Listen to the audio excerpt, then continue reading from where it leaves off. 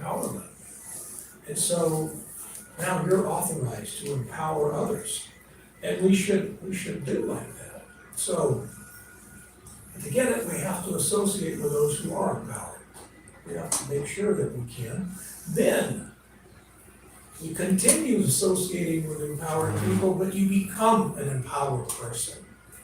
And you empower those that you touch. Ultimately, we're looking for bhakti. The stage is bhakti. Boy, everybody's heard that word. Very few people really understand fully what it means, though. But bhakti is such intense love that we don't think of ourselves. Something kind of like a mother's love. Mother doesn't think so much of herself. It's not like mom raises you, puts you through college, washes your clothes, feeds you for years and years. And then when you graduate from college, she doesn't give you an invoice, bills. All right, you owe me $782,943.27. No, it was her gift. She wanted to do it. She doesn't want anything in exchange, except she wants you to be happy. Mother wants you to be happy. So, this is all Krishna wants. He wants you to be happy. He wants you to be with him. Because if you're not with him, you're not going to be happy. There's just no possible way. All of us are trying that. But we feel like sometimes we need something that we don't have. There's people who make lots of money telling you, I can empower you. We feel that we need empowerment. What we need is determination. We need to get on a path that will take us in the right direction to get back to our original place with Krishna as his loving associate, loving servant. It takes determination because there's going to be so many sidetracks. There's going to be so many distractions, and it's not ever going to stop. No matter how long you do it, there will be distractions. So you have to be determined. You need resolute determination.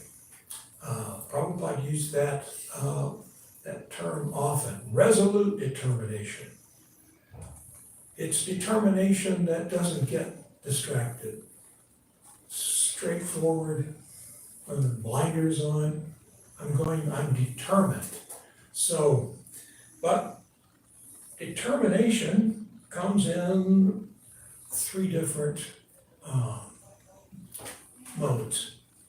So let's talk about, we're gonna read from Bhagavad Gita 18:33 through 35. Very interesting verses. Krishna says, O son of Pritha, that determination which is unbreakable, which is stained with steadfastness by yoga practice, and which thus controls the activities of the mind, life, and senses, is determination in the mode of goodness. So determination, according to Krishna, must remain in the mode of goodness. Now, yoga means, Prabhupada goes on to say in the purport, yoga means to understand the Supreme Soul. In this day and age, yoga means to stretch and get fit and so many things, and that's part of yoga. You see, that's part of it. But the ultimate goal, the actual definition of that Sanskrit word, yoga, means to link, to unite with God.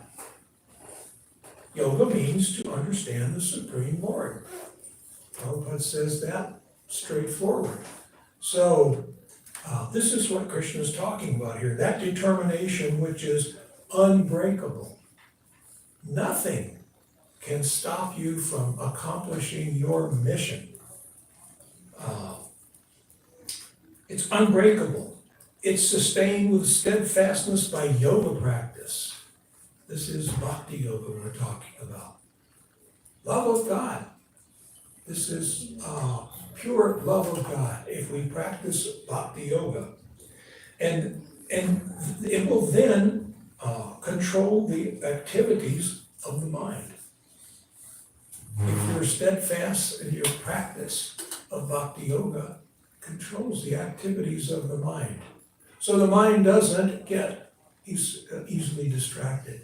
It doesn't go this way and that way, and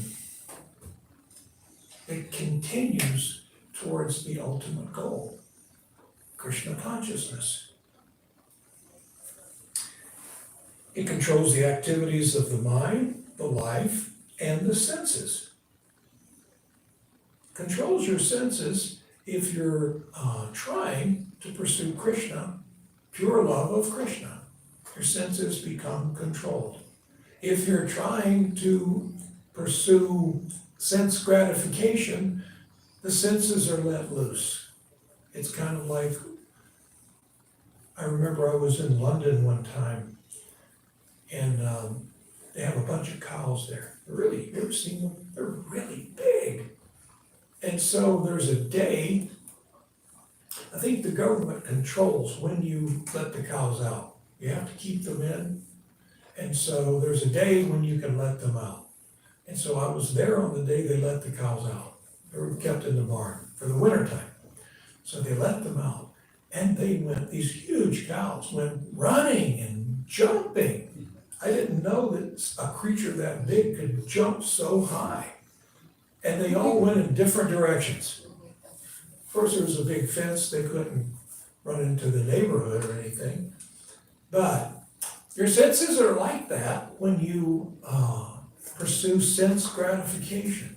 Why, they'll run everywhere. Why, as if they're uncontrollable.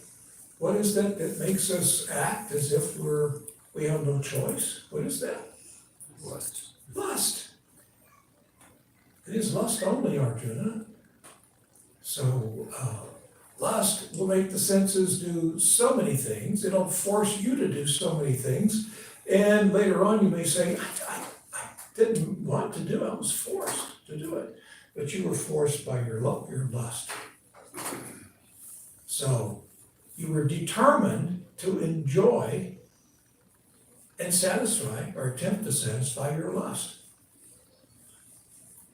So that's determination in the mode of passion.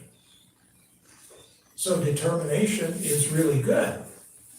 But when it slips down from the mode of goodness into the mode of passion, well, it's not so good. It can force you to act. It can force you to do things that make you think later on, why did I do that? Well, I was forced.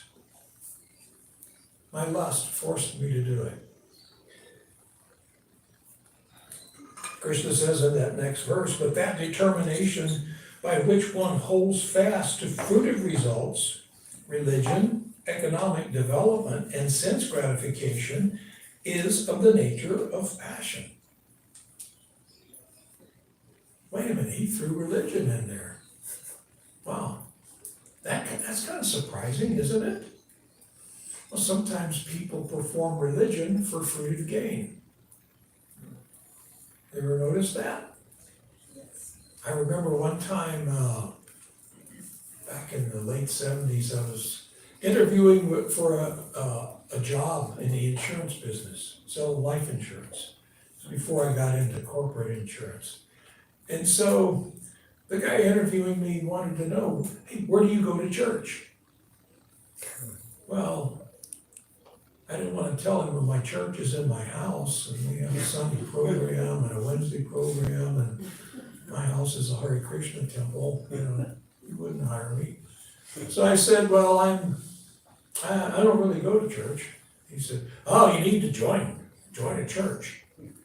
And I'm thinking he's gonna lay something on me, that you need to find God. No, you need to join a church.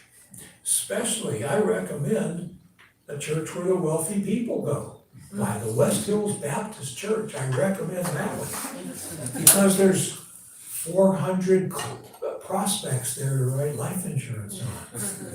Wealthy people buy bigger policies, there's bigger premiums, more income. He didn't say anything about God. He didn't do the G word, you know. No, he'd go there. And I said, do you go there? He said, oh, yeah. So, you know, so you make a lot of money there, right? Oh, yeah, yeah. So that's in the mode of passion. You know, some people think of God as an order supplier. My dear Lord, please give me daily bread. All right, but the daily bread is just the start. Because as soon as I consume that bread, I'm coming back. I'm going to want more. I want a better job. I want more money. I want this, and I want, and I want. I want good health, and I want, and I want, and I want. And you're my order supplier.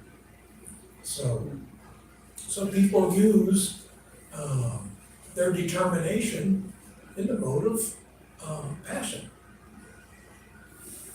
You can see the difference between the mode of goodness and the mode of passion. In the mode of goodness, we're practicing yoga. In other words, we're trying to unite with Krishna with steadfast determination.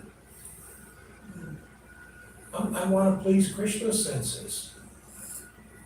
So then you get into the mode of passion, and I'm really not concerned about Krishna's senses. Now I'm concerned about my senses. And I want it. And I want it really bad. And think of this, because you're pursuing God, and you believe in God. I'm not talking about people who don't believe in God. No, they believe in God. And they know the potency. Oh, he's all omniscient, he's all powerful, and he's really rich. So when you get close to someone that's totally rich, and you can fire some prayers to him, it makes you a little lusty, doesn't it? He's got so much. That's not going to cost him anything to give me a new house or a really good job, a young, beautiful spouse. You know? Well, he can do that. He's all powerful. He can do that just like that. You see? So it kind of like cranks up our lust. He's got all this stuff, and I want it. So I just need to learn how to talk sweet words to him, right? Maybe get out on my knees. Oh God, it's me again. You know? So, text 35, Krishna says, and that determination which cannot go beyond dreaming, fearfulness, lamentation, moroseness, and illusion, such unintelligent determination, O son of Pritha, is in the mode of darkness. It's in the mode of ignorance. Notice Krishna puts fearfulness in the mode of ignorance. Once, you've got to be in the mode of ignorance, right? Otherwise, what do you have to fear? If you're part and parcel of God, and you see him in a loving way, you feel close to him, what can possibly hurt you? You're not even concerned about that. We're concerned about his well-being. Although he may not need our concern, but it's a loving thing. It's a loving way to deal with God. I'm concerned about you. Like Mother Yashoda. Since it's Mother's Day, Mother Yashoda, Krishna's mother, she was always worried about Krishna. She didn't think, well, he's God. When he went out to take the cows out, she was afraid. Krishna, he might step on a sharp stone and hurt his foot. She worried all day long. Something may happen to Krishna. Did he take enough lunch? Maybe he may not have enough to eat. He might get hungry. What should I do? I'm so concerned. She wasn't concerned about her own welfare, you see. So that's bhakti, by the way. Prabhupada says here, dream means too much sleep. Dreaming is always present, either in the mode of goodness, passion, or ignorance. Dreaming is a natural occurrence. But those who cannot avoid oversleeping, who cannot avoid the pride of enjoying material objects, who are always dreaming of lording it over the material world, and whose life, mind, and senses are thus engaged, are considered to have determination in the mode of ignorance. It's just ignorant. Meaning you don't know any better. But people who don't know any better always think that they do. Albert Einstein said that the average intelligent person of average intelligence, and those of lesser intelligence, what an average IQ I think is around 100, So those of average intelligence, average IQ, and less, they tend to think, this is Albert Einstein, and psychologists agree with it, they tend to think that they're as smart as anybody. Well, I'm as smart as anybody else. You may have a big degree, but I'm as smart as you are. But then those with higher IQs, when you go north of 120, 130, his was 162. They don't feel like that anymore. They stop thinking that they're smarter, or maybe they never did, because they are smart enough to know how much they don't know. And you come face to face with people all day, every day, that know much more than you in certain fields. You might be a genius, but if you open the hood of your car, you probably make a silly face, like, well, you don't know. It looks like a whole bunch of craziness going on under there, right? And yet, an auto mechanic, he opens it and he says, hey, this needs to be fixed. And he can spot it right away. Why, he can just hear it. I don't know if any of you have ever had that happen to you, but sometimes, I remember one time, this mechanic just heard my car. He said, get inside and rev the engine up. And I did, and I had something, I forget what it was. It's a power steering pump going on. I wouldn't have made it across the desert, but he could tell. So, he's smarter than me. There are people who know accounting. They're smarter than us in accounting, you see. So, it's a mode of ignorance when we think that all I have to do is to enjoy what's around me. This material energy, this is mine to enjoy. And I lay proprietorship to it. This spot over here, that's mine. I bought it, and I've got a piece of paper that says I own it. Well, it still belongs to Krishna, doesn't it? So maybe you are in charge of it for now. You have care, control, and custody of it, but it doesn't really belong to you. Everything belongs to God, you see. So I'm going to pause here because it's starting to get a little late and see if there's any questions or comments.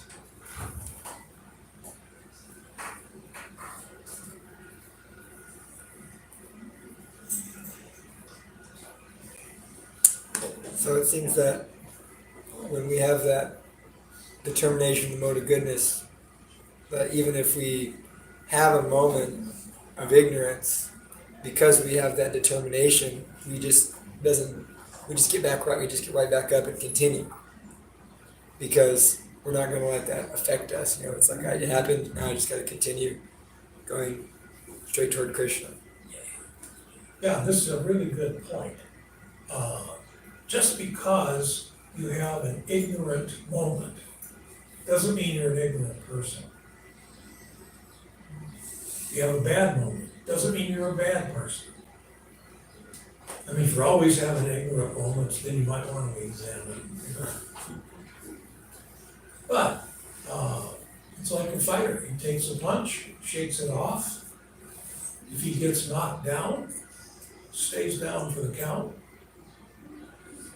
You know, when the referee says 8, 9, he gets up before 10. You take a rest, turned into an advantage. I got knocked down, so I'm gonna stay down for the count. 1, 2, you see. Doesn't stay down. If we have a spiritual fall down, well, that's not good, but we get right back up, we get right back in the ring. We continue with resolute determination. Sometimes things will really trip us up. We're probably gonna make mistakes. So it's how we recover from those mistakes that really, really counts. It's not like it's gonna be smooth sailing. Just because you start to chant Hare Krishna doesn't mean that you're never gonna have a challenge. But you have the ability to deal with any challenge if you have resolute determination. Determination in the mode of goodness. Yes, come on. Should you always be trying to be in the mode of goodness? Like, say for example, you need to like pull a weed or like harvest a vegetable that causes you to kill a plant. Like, I would argue that like maybe that's like ignorant in some sense because you're killing another entity. But like if you're offering it to Krishna, you're in the mode of ignorance, but then somehow it's like doesn't matter because you're offering it to Krishna. So like, does it matter like what mode you're operating in so long as you're like doing it for the service of Krishna? Well, it starts out by, if we're gonna be in that frame of mind, we wanna transcend the mode of goodness and get into the mode of pure goodness. Meaning that I want to do whatever I do, think whatever I think, say whatever I say as an offering of love to Krishna. We do what we do as an offering of love to Guru and Krishna. So therefore, I want to do something for Krishna. That may entail that I have to kill a plant. You know, I want to offer spinach to Krishna. Oh, you have to pull it out of the ground. Potatoes, you gotta dig them up to offer them to Krishna. You see? So, but you start out in the mode of pure goodness. You see? It's just, I'm only doing this for Krishna's pleasure. Of course, Krishna's gonna share the potatoes and the spinach with me. Wow, I'm hungry. What do we have tonight? Potatoes and spinach. Sounds good, Aloo shock. Yeah. It's like you often give the example of Arjuna. He was having to kill people, not necessarily the mode of goodness, but his determination to serve Krishna was in the mode of goodness. He was killing people. He was in the mode of pure goodness. Yeah. Krishna wanted him to get into the mode of passion. Go out there. You gotta be passionate to be a warrior. If you're too good, hey dude, please forgive me, but I'm gonna really try to kill you here, It's okay, right? No, he's gonna give you a mode of passion. Swing that sword, shoot that arrow. Say Krishna wanted Arjuna to get into the mode of passion. When we go to the office, don't we have to get into the mode of passion? I mean, you're going into the mode of passion. To survive, you've got to get into the mode of passion. I'm sure there are some jobs that you can be in the mode of goodness, but they're few and far between. Most of the time, you've got to get in to the mode of passion. But the devotee is remaining in the mode of pure goodness and still in the mode of passion. We're using the mode of passion to accomplish our service. Why are we still in the mode of pure goodness? Because we're only doing it for Krishna. This is our offering to Krishna. Your job, your livelihood. The farmer, he's like the banker. The banker offers what he does he does it as an offering to Krishna. So does the farmer. You see, the dairyman. So, yeah, we always have to think like that. Nadia Bihari. I was just going to comment on when we go through challenges. I was thinking when I go through a tough challenge and I'm trying to be close to Krishna, usually I'll get some signs from him that he's with me through those challenges, which makes it a lot easier to go through them because I can see he's always supporting us, but we're trying to be close to him. It seems like he reciprocates and showing that he's doing what he can to it. It makes it a lot easier to get through that. And if we're not trying to be close to him, it seems like he just kind of stays aloof. Yeah, therefore we always have to remain conscious of Krishna. You have to be Krishna conscious, to know, to be looking for the signs. Otherwise, we may get into a situation we think he's not there, but he is. You see? Sometimes he sends us signs, but I mean, they're like as big as a mountain, but we don't see them. Because we're not in the proper mode. We're not very Krishna conscious. If we're Krishna conscious, we realize it's just really me and you, Krishna. In the state of reality, there's just you and Krishna. They're never separate. Just because we lost consciousness of him doesn't mean that he gave up on us and walked away. And he's still right beside you. He's the super soul right beside you, the soul. So he's never far away. He's close enough to reach out and touch. We lose consciousness of that. We lose Krishna consciousness. So it's kind of difficult in this material world to get Krishna consciousness and to maintain it because of the influences of the material energy. All right, I think it's time to wrap it up. Thank you all so much. All voters.